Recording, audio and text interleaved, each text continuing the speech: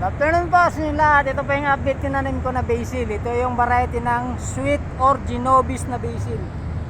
Yan siya. Ayan din. Yan. Tapos ito naman yung lettuce. Yan siya. Halos kasabayan lang sila tinanim ko eh. Ito nahuli to banda rito. Medyo maliit pa. Ito ito naman siya, basil din siya, pero ito yung variety na basil na Thai basil.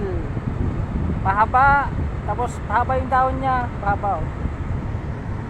Tapos magaspang. Yan si Thai basil. Yan po. Katabi niya yan. Dito, yan, lettuce. Onion leeks. Sibuyas daon. Siya. Yan oh, ang ganda ng bulaklak ng basil oh. Yan ang bulaklak ng basil. Yan. Ang bango niyan. Lapitin na nga bubuyog yan. Ang bulaklak niya.